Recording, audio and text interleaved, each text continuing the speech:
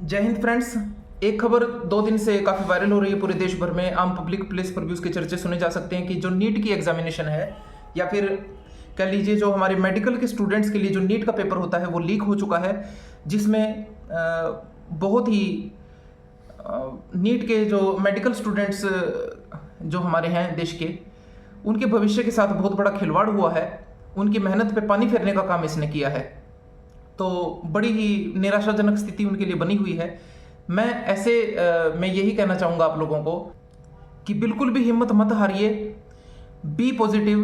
चाहे अंधेरा कितने भी समय तक रहे, लेकिन उजाला ज़रूर होता है, नया दिन ज़रूर निकलता है, और उम्मीद की आखिरी किरण भी बहुत बड़ा जो है उजाला आपकी ज़िंदगी में कर सकती है।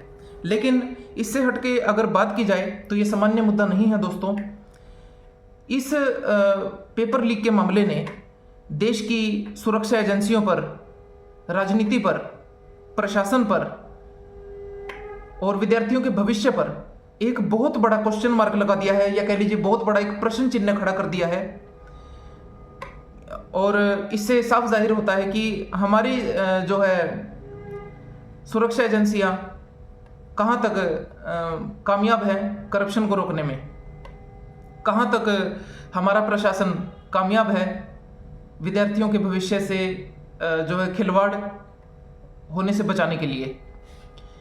इसके अंदर मैं बहुत से लोगों को जिम्मेदार मानता हूँ, क्योंकि जहाँ पर एक छोटा सा भी एग्ज़ाम अगर देश के अंदर होता है, सपोज कीजिए डी ग्रुप का कोई पेपर हो रहा है, तो वहाँ पर भी ऐसे कड़े पहरे दिए जाते हैं, सुरक्षा के इतने स्ट्रिक्टली जो है इंतज़ाम किए जाते हैं जहाँ परिंदा भी पर नहीं मार सकता। और इतने बड़े पेपर का लीक हो जाना कोई नॉर्मल बात तो नहीं है।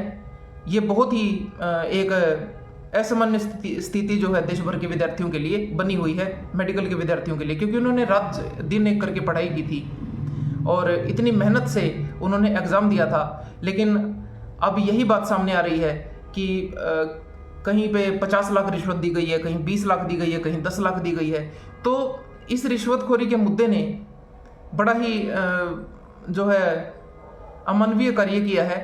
लेकिन आप जिम्मेदार किसे मानते हैं? आपकी क्या राय है? मैं कहूँगा कि इस देश के अंदर एक छोटे कर्मचारी से लेकर बड़े अधिकारी तक सभी इस जो है फ्रॉड में इन्वॉल्व हैं, इस फ्रॉड में शामिल हैं। राजनीतिक व्यक्ति भी शामिल हैं, क्योंकि अगर एक छोटे से एग्ज़ाम में इतना कड़ा पहरा दिया जाता है, उसमें कोई भी थोड़ा सा भी अमानवीय कार्य कर दे तो उसकी ज़िंदगी भर के लिए सवाल खड़ा हो जाता है।